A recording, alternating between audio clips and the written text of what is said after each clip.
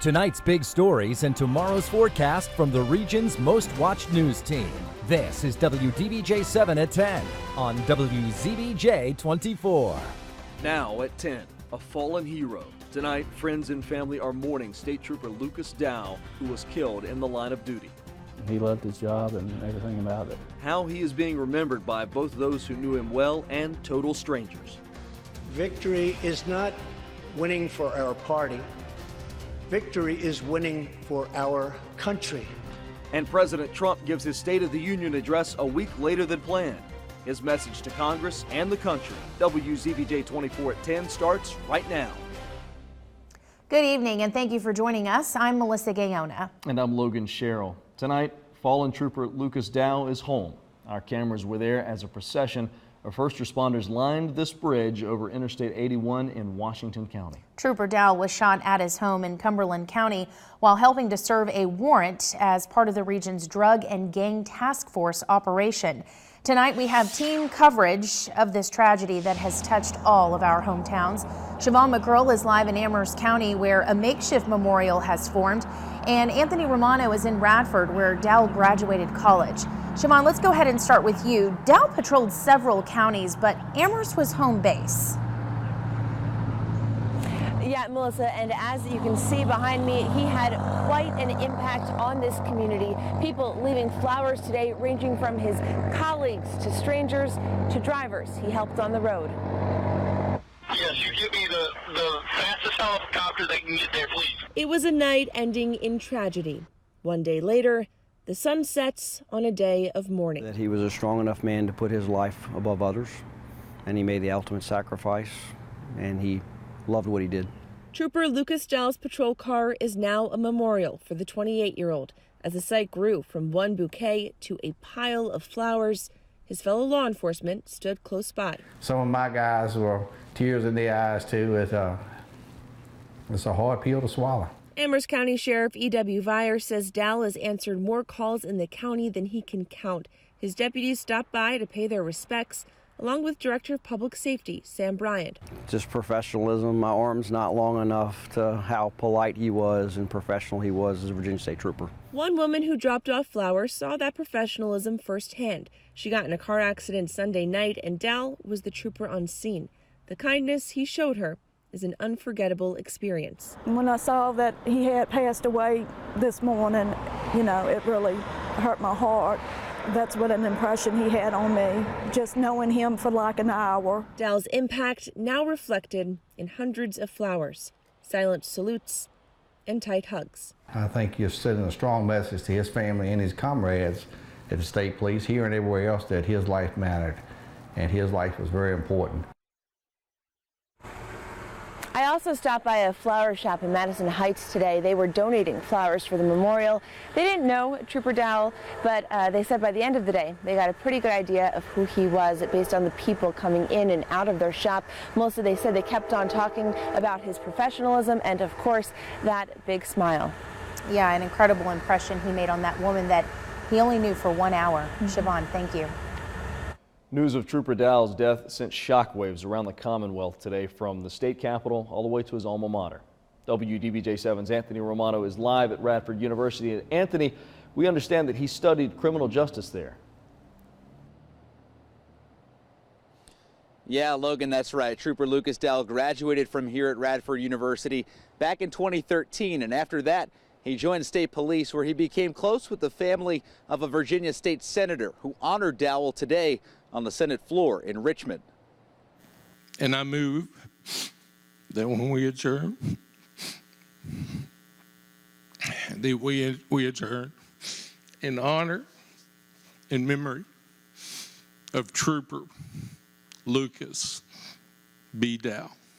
Virginia Senator Bill Carrico fought back tears on Tuesday as he honored the life of fallen state trooper Lucas Dowell. Carrico, who comes from Chilhowie, where Dowell grew up, says he knew Dowell well and that his son worked closely with Dowell on the tactical team. You just never want that to hit so close to your home. Carrico has been a supporter of increasing protections for law enforcement, a bill he introduced that would stiffen penalties for killing an officer passed the Senate just one day ago. If passed into law, the charge of capital murder could not be reduced in those situations, meaning life in prison or death for those convicted. It goes to show that we've got to make some stronger, the capital murder bill, stronger commitments to protecting these men and women that are out there putting their life on the line every day. The bill now goes to the House of Delegates, while Carrico and the rest of his community mourn one of their own. He's going to be greatly missed by everybody, not just team members, but community, family, and you know, he'll go down. His legacy will be what he was to everybody around him. Yeah, and you can hear the emotion in the senator's voice as he was addressing his colleagues earlier today. And Logan, you can tell this is one of those stories that's touching people in so many parts of our region here tonight. Even from a very small town, it's obvious to see that Trooper Dowell had a big footprint in the entire state of Virginia. Anthony, thank you for that report. Word of Trooper Dowell's death spread quickly in his hometown, Chilhowie, a small community between Wytheville and Abingdon. WDBJ7's Sarah Maki sat down with some of his childhood friends and shows us why this leaves friends with a familiar feeling, another heartbreak. Shock. I mean, it's just hard to process. Brandon Ellswick got an early morning call with news he never expected. His childhood friend, Lucas Dowell, was killed while working a state police drug raid. Something can't happen to Lucas. He's Superman. Dowell was part of a tight-knit group of friends, growing up together to celebrate weddings, making jokes all along the way. Friends say even in high school, this two-sport athlete dreamed of a life in law enforcement. But now his death reopens a recent wound. Bad dream all over again. Another member of this circle, Will Walker, died in September in a tragic farming accident. Joshua Lewis has a photo of the friends as boys all riding their bikes together for the last day of school. We got that because it had us and Will in it, but with Lucas there, it just means even more. With two members of their group now gone, these friends are turning to each other. We have each other to lean on, and that means a lot. Sharing good times and friendship any chance they get. At least to me, it's important, tell people, because you're not promised tomorrow. And that was Sarah Maki reporting. Many lawmakers are sharing their prayers for Trooper Dowell and his family. That includes Governor Ralph Northam. Speaking for the first time since a news conference on Saturday, Northam said, quote, "The passing of Trooper Dowell is a great loss to the Commonwealth. My heartfelt condolences go out to his family and friends who knew Trooper Dowell best. We are grateful for his dedication to the safety of our communities and for all of those who put themselves in harm's way to protect others." Officers with the Virginia Capitol Police were wearing black bands over their badges today. And we will continue to bring you coverage on Trooper Dowell and this investigation on air and online. Head to WDBJ7.com for updates anytime and to see all of the stories we have done so far. New at 10, President Donald Trump delivered his second State of the Union address tonight. The president immediately said he wanted to work with everyone to achieve historic breakthroughs. Here's more of his speech. The president started his speech saying he wanted to work as a nation, not as two parties. He said it's been done before and he wants to do it again. And just weeks ago, both parties united for groundbreaking criminal justice reform. They said it couldn't be done. The president said he wants to reduce the price of health care and prescription drugs. He also said he hopes to create an immigration system that is safe, lawful, modern, and secure. Congress has 10 days left to pass a bill that will fund our government, protect our homeland, and secure our very dangerous southern border. The president went over what he's done in the 2 years since election. We passed a massive tax cut for working families and doubled the child tax credit. President Trump pointed out D-Day heroes, and all three received a standing ovation. There was also a salute to an Apollo 11 astronaut who helped plant the American flag on the moon. Many waited to hear what the president would say about the border wall. Now is the time for Congress to show the world that America is committed to ending illegal immigration and putting the ruthless coyotes, cartels, drug dealers and human traffickers out of business. Lawmakers have until February 15th to reach a deal on border security to avoid another government shutdown. Meanwhile, Virginia lawmakers were facing a major deadline while national attention remained focused on the state capitol. Tuesday was the final day for each house to finish work on its own legislation, and the calendar was packed. National networks were camped outside, and the questions about Governor Northam kept coming. He just wants a little more time. What's a little bit more time going to do for us? It's only just it'll keep all of you right here asking us these same questions until he does. And it's time for him to resign and just get all this behind us. Today, Democratic leaders said that they will continue to evaluate allegations of sexual misconduct that Lieutenant Governor Justin Fairfax denied on Monday, adding all allegations of sexual assault deserve to be taken with profound gravity. Today, the medical school Governor Northam attended had a special press conference apologizing for the racist photo. Officials at Eastern Virginia Medical School acknowledged that there are several racist photos that were found in the school's yearbooks in the last 3 decades. In addition to the photo on Northam's page, the president confirms that he was informed of other questionable images just a few years ago.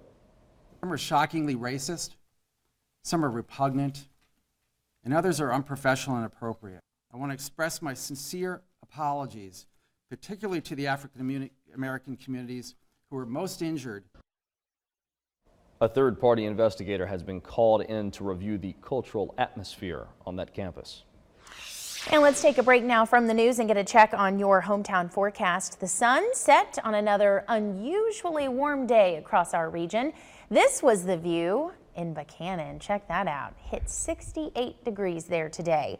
Now the mild weather continues tomorrow, Brent, but you're saying may not be quite as warm as what we saw today. Yeah, tomorrow a little bit cooler thanks to some clouds and maybe even 1 or 2 showers that are moving in. But today about 20 to 25 degrees above average from where we should be this time of year. And it's still very mild. Roanoke now at 53 degrees. Same thing in Danville where we had a record high of 75 today. And Blacksburg right now at 45. That's typically where we should be for daytime highs for this time of year. Now we'll have a lot of cloud cover when you wake up in the morning. We'll call it mostly cloudy.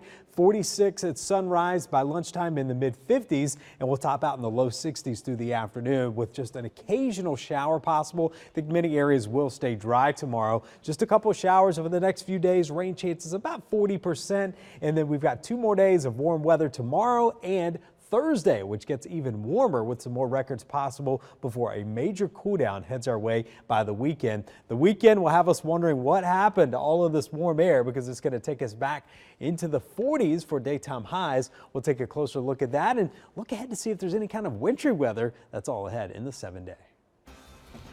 Wintry weather again. Uh-oh. Yeah, we're ready. Hey, coming up next, we take a look at some of the top stories that you have been talking about online in tonight's Trending at 10. And at 10:30, questions continue after 2 officials resign in Covington in the same week.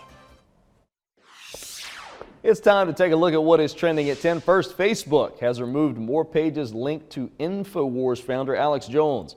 The company says that it took down 22 pages associated with Jones today. Facebook says that they violate its policy against hate speech, graphic violence, and bullying. Singer Pink officially has a star on the Hollywood Walk of Fame. Well deserved, in my opinion.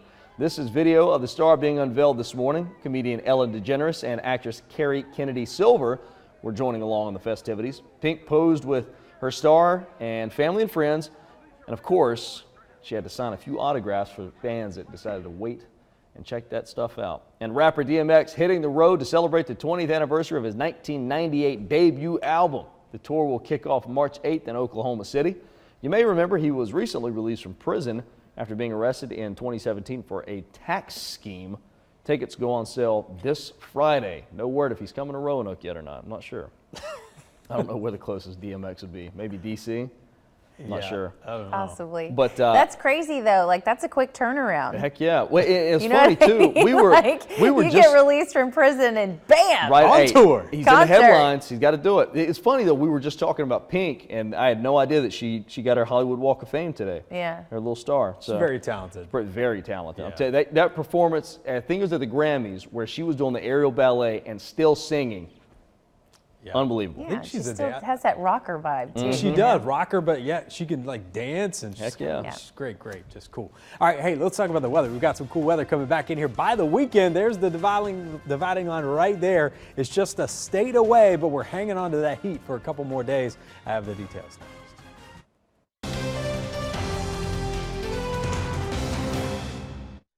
Well, so warm today. The people weren't out, just the bees were out too. And we've had a lot of folks sending in photos, said that they saw the honeybees out. Usually it has to get in the upper 50s before the bees will start to come out. We certainly qualified for that today. Got well into the 60s, even some 70s. There's our dividing line right in here. That's where the cold front is. Ahead of that, very warm. Nashville's at 67, but we're 32 degrees in Chicago, even 14 in Lincoln, Nebraska. And that cold air will make its way back into the region. It's not going to be the extreme cold like what we saw last week, but it will be a little closer to average by the weekend. Tonight, lows slip down into the 40s. We are expecting mostly cloudy skies. I am watching some stray showers coming in here from the Midwest, and a few of those trying to make their way in later on this evening. You can see those as they head toward the east. Most of them starting to move in very late tomorrow into the afternoon. So this is 5 o'clock tomorrow afternoon, and then they'll stay to the west of us as we go over the next couple of days. So really the bulk of the rain is going to stay across Kentucky and Tennessee. We'll just have occasional showers. There's our front that moves through early Friday, and we'll have dropping temperatures through the second half of the day. Wednesday, 62 to about 68 degrees along and east of the Blue Ridge, low 60s through the Highlands and the New River Valley with mostly cloudy skies. And again, I think if anybody gets those showers tomorrow, it's mainly going to be across the higher elevations, say along the I-64 corridor during the daytime hours. And then at night, once we get into late tomorrow night into early Thursday, those showers become a bit more scattered, and we'll start to see those even in the Roanoke Valley and New River Valley before things settle down on Thursday. And then it's all about that warm up as we go into the day Thursday, where we could have some record highs. We could easily get to these low 70s and upper 60s as we headed to Blacksburg. 2017 was the year that we had all that warm weather on that date. So 76 is what we're forecasting for Thursday, a slight chance of showers Friday. Temperatures will start out in the 60s during the day Friday and then drop as the day goes on. Breezy as well. Saturday and Sunday highs only in the 40s, lows in the 20s, and we'll keep that seasonable weather around for most of next week. Rock and roll 76. Thank you, Brent. Still ahead, a hometown fire department welcomes a few new recruits. We'll tell you about how a program is teaching important lessons to people with disabilities and the first responders who are serving them. The Roanoke Fire Department got a couple new cadets today. 2 young men in the Growth Through Opportunity Cadet program spent the day with the crew. The program helps people with disabilities get valuable life and job skills. First responders also gain disabilities awareness training that helps them in future real-world situations. Coming up, it was warm enough to enjoy the outdoors in our region, but in other places, students were getting a lesson in the cold. We hit the slopes with them right after this break. A teacher in Montana is giving new meaning to the phrase going outside for class. It may look like an ordinary field trip, but students at this school are learning important lessons. A teacher used this ski trip as a chance to teach them, there we go, about geometry. Now, the school district says that the lessons are helpful and the kids have a chance to get a little bit of exercise. Need some It's always good. Some hot tea. Your throat okay? Yeah, it made my throat cold. Well, Look at those kids out there. I know.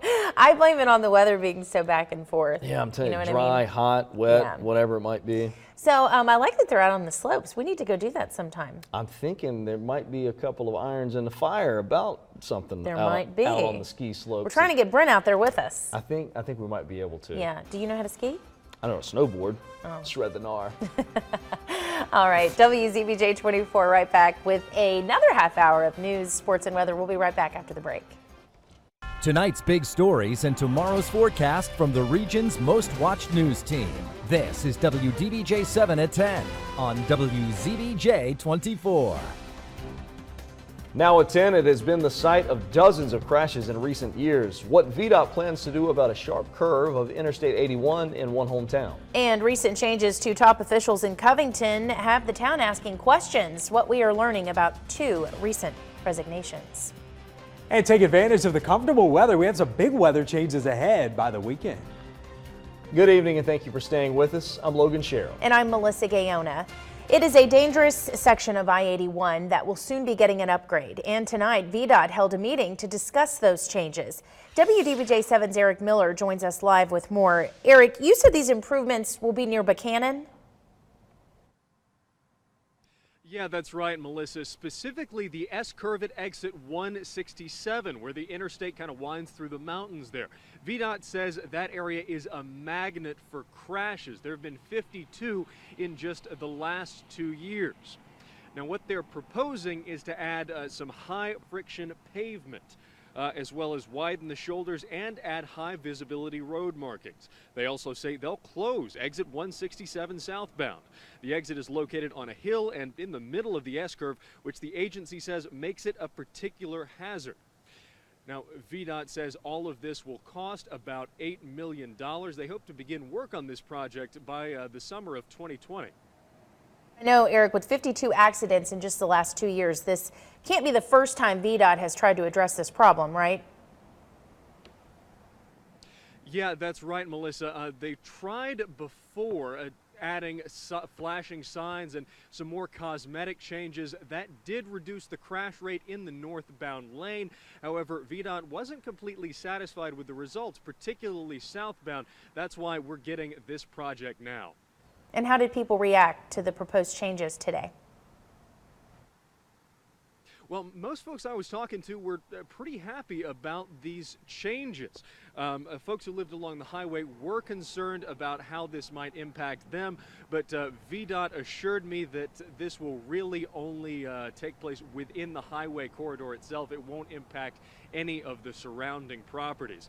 Now, coming up at 11, we'll have a bit more of a look at how people are reacting to these announcements. So that's something to stick around for there, Melissa. All right, Eric, we'll see you back here at 11. Thank you.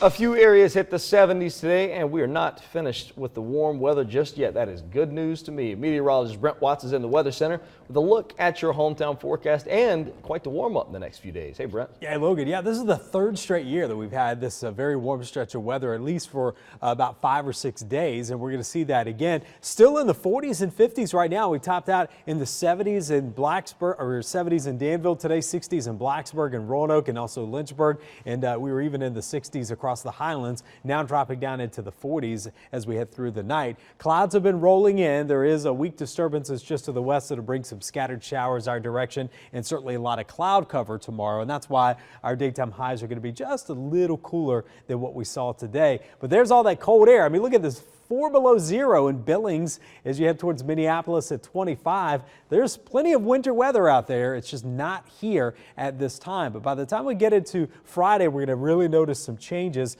We'll top out right around 76 on Thursday. I think we're going to have some record highs, not just 1 or 2, but probably lots of them on Thursday. And then on Friday, we'll start to see that transition back to more of a wintry pattern. So it will feel more like February by the weekend. We'll talk about that as well as the wind and any kind of wintry weather that follows in the 7-day. An update now in Henry County. The sheriff's office says the teen charged with killing 32-year-old Eric Barksdale turned himself in today. Barksdale was killed on Saturday in Martinsville. The investigation is ongoing, and anyone with information should call the sheriff's office. In Covington, last week, the police chief and city manager both announced their resignations, leaving people in the town with lots of questions. WDBJ7's Bruce Young talked with those involved to get the answers. Just don't engage each other. Everyone says this encounter last September between city manager Richard Douglas and his neighbors wasn't the cause of Covington's recent administrative chaos. Well, I have a right to maintain the weeds under there. Pour gasoline on them weeds and light it up. But it was a clear symptom of the growing problems in the city's leadership. It was probably the start when the idea got into my head about what's best for me and my family, but it certainly was not 50, 60, 70% of the reason why we decided to make this decision. It was not. Anthony Morgan's tenure as police chief ends Friday, less than a year after he came to Covington. Douglas resigned just a couple days later. There's no scandal involved with him and the chief. You know, that was some decisions that the chief made a decision, family, and he's explained that to people, what his reasoning was, and I think it's legitimate reasoning. I would say nobody forced me out or anything of that nature. There was no Nothing along those lines. By all accounts, it became a place where two personalities clashed, leaving Morgan feeling it was time to go. Would this be different if it went the other way around?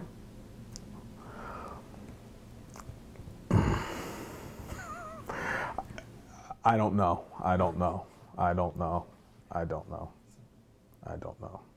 As Morgan packs his desk, City Council is searching for an interim chief. They announced an interim city manager at their meeting tonight. In Covington, Bruce Young, WDBJ-7. Turning now to national headlines, CBS News reports that federal attorneys in New York City are seeking documents from President Trump's inaugural committee. It is part of an investigation to see if any financial crimes are connected to more than $100 million in donations. Prosecutors are specifically looking for evidence of illegal donations made by foreigners. This doesn't have anything to do with the White House, and I think the biggest focus and the thing that most Americans care about has nothing to do with the inaugural, and it has everything to do with what the path forward looks like. A spokesperson for the committee says they will cooperate with prosecutors. No one has been charged for their work with the committee.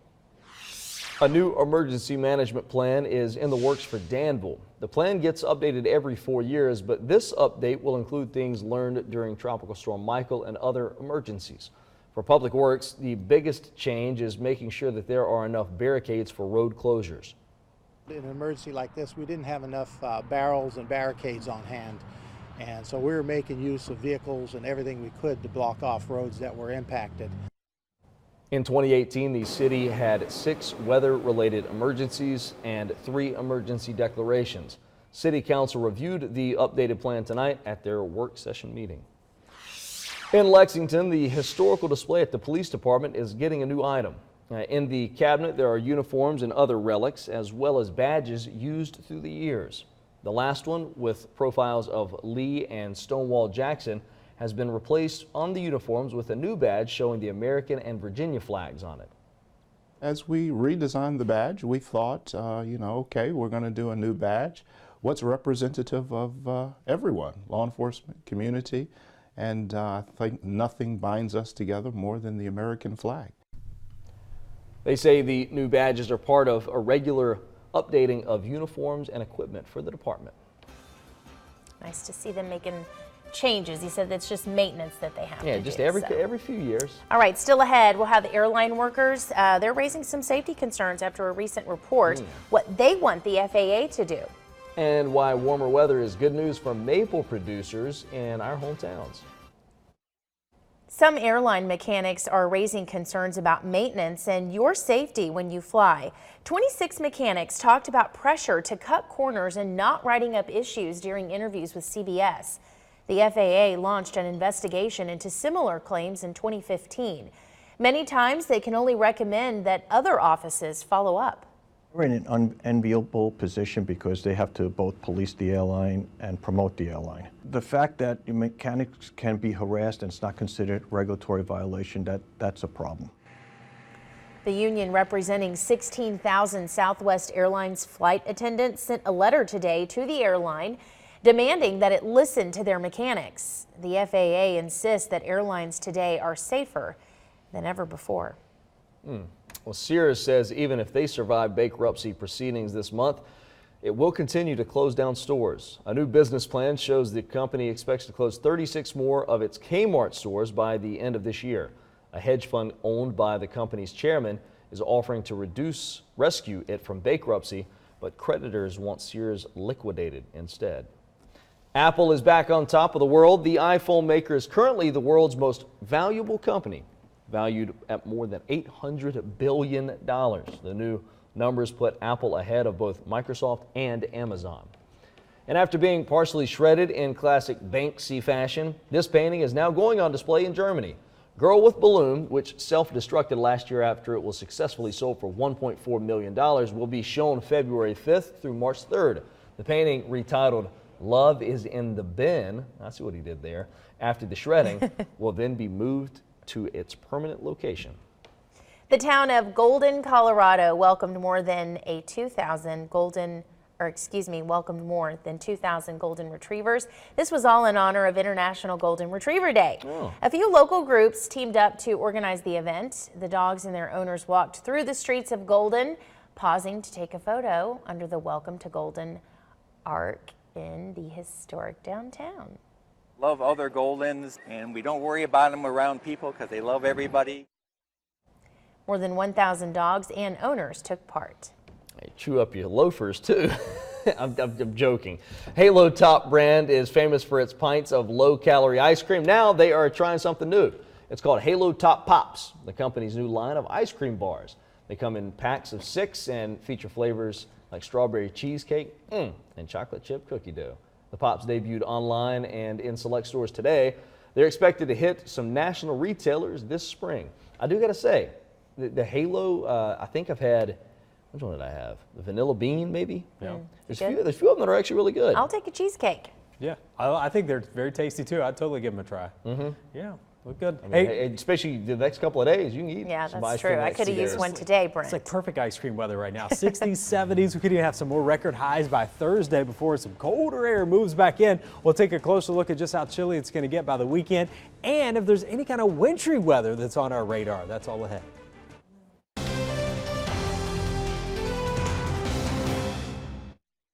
About a couple months, maple syrup, the sap is flowing there and they're tapping the trees already in Highland County with the weather getting cold, and then it warms up and then all of that sap starts to come out. It's a beautiful sight there and they love seeing that. I'll tell you one thing, that we had a gorgeous sunrise this morning in Bedford. The clouds were few and far between and then they started moving in, and that's kind of the story tomorrow. We'll have a lot of cloud cover in place, partly to mostly cloudy through most of the day. There's our showers that are just to the west of us. I know it looks like all of this is getting ready to move overhead, but it's not. Just a few of these kind of moving out ahead of the main line. This is the main cold front right here where most of the showers and even some heavy snow there across parts of the upper Midwest. That's going to stay there for the next day or so before it finally makes its way east. We're watching just occasional showers sliding on in here tonight as well as tomorrow. I think really it's tomorrow afternoon across the Greenbrier Valley and the Allegheny Highlands, say along the I-64 corridor. This is lunchtime tomorrow where we could see a few of these showers. Taking you into 5 o'clock, same thing along the I-64 corridor. And then late tomorrow evening and early Thursday morning, that's when we start to see these shift a bit more toward the south as our front begins to move in. So it is going to be one off and on showers. That's kind of the story over the next few days, and then we'll eventually get our cold front in here by Friday. That is the one that will bring in some of that colder air. So for your day tomorrow, about a 40% chance of showers, 62 degrees for the Roanoke Valley. By Thursday, we'll get back up into the mid-70s, and then the high of the day on Friday will take place early in the morning. 60s for Lynchburg tomorrow. Thursday, getting back into the low 70s with some records possible. Through the New River Valley, you've got a slightly higher chance of some scattered showers. Cooler 63 tomorrow, 72 on Thursday. And across the Highlands, we've got that at about a 90% chance of rain showers coming in during the day tomorrow. I think anytime after lunchtime, we'll have the best chance of those. By Thursday, we're warming back up into the 60s, and then Friday, those clouds will linger. Here's a look at the records that we have to beat on Thursday, and they go back to 2017, just a few years ago, when we got up into the 60s and low to mid 70s. It was kind of a third year, it's 3 years of warm weather that we've had in early February, where we got back up into the 70s, and last year we actually hit 84 degrees late in the month, so it was very warm into our February. Now, once we get towards the end of the week, we're looking at this cold front moving through. Highs on Friday will take place early in the day, and then temperatures will drop as the day goes on, getting down into the 40s by the time we get towards sunset and into the evening, and they keep on going down into the 20s. Now, if we were to see any kind of wintry weather, it looks like Sunday night into Monday, some of the models are picking up on some rain showers, and we could have just enough cold air in place north of the Roanoke Valley that we may see some wintry mix, and then the models are hinting also Tuesday that we could see a little bit of a wintry mix there. But again, nothing that's been reliable over the past couple days. We did stick in just a wintry mix in there as we get into the Tuesday, Wednesday time frame. Nothing really at this point that captures my attention of being any kind of big storm, if you will. But the one thing it is certain is that it is getting colder by the weekend, and we'll have those highs in the 40s and low 50s through most of next week. So take advantage of the warm weather because it is going goodbye. And we still have a chance of snow, right, Brent? Yeah, still a chance of, I mean, nothing's set in stone right now, any of the next 10 days, but Yeah. it's February. I mean, last year we had snow even into April, so we can't. That's right. Just because it gets warm a couple days, you can't, just discount winter. I'm still hoping. I know. All right, thanks, Brent. It was an unseasonably warm day in Highland County, and believe it or not, that's great for the maple syrup producers there. You saw some of that in Brent's weather. WDBJ7's Bruce Young shows us why. When we were last up here, the weather was pretty cold. But now it's another story, and that means Ronnie Moyers has to go to work. There it comes. That's the sap that starts dripping out of the hole before he can even get the tap in. Running down the tubing into his collectors. This stand always runs way before up on the tops due to the drop in elevation, much warmer weather. It was that cold snap and this week's warmth that triggered the flow. And now he's got to hurry to catch it. Weather is what makes the maple syrup happen or stops it from happening. So we're trying to capture this early spring fall. And hope that the weather cooperates to keep the flow going. As long as you can get those nights at 20, 25 degrees and the days at above 35 or 40 degrees, you can make these trees will release sap all the way till April. And Ronnie and his fellow syrup producers will have plenty of product for the Maple Festival in March. In Highland County, Bruce Young, WDBJ7. All right, we'll be right back after this break. Check out that happy expression. Is it a happy expression? I think it is. I don't know about you, but that basically sums up how most of us were feeling today. The river otter is enjoying the sunshine at Ferrystone State Park. Great park, by the way. I think he caught a little bit of the spring fever that some of us might be feeling. He's like, man, give me some of that sun. I love it. That's what he's doing. Get a little sun on the face. Yeah. A little bit of sun. I tried a little bit of that today, but it was like cloudy and then it would get sunny again, and it's kind of off and on. You really had to go out early in the morning before you got that sun. Yeah. As the day went on, more clouds, but it was certainly beautiful. We hit the 60s and even some 70s out there. It looks like we're going to do that again tomorrow. Thursday is going to be even warmer. That will be the warmest day of the week. Record-setting highs possible, and you can see that downward trend as far as the temperatures go. Friday, the warmest part of the day will be in the morning, and then we just get cooler and cooler as we go on into the weekend. So take advantage of the warm weather the next few days. Yeah, yesterday was really nice too because it was just sun mainly, right? I like this because it warms up, but you don't get the humidity that you get during during the summer months. Yeah. All right, make sure you switch on over to WDBJ 7 for your 11 o'clock newscast. Good night.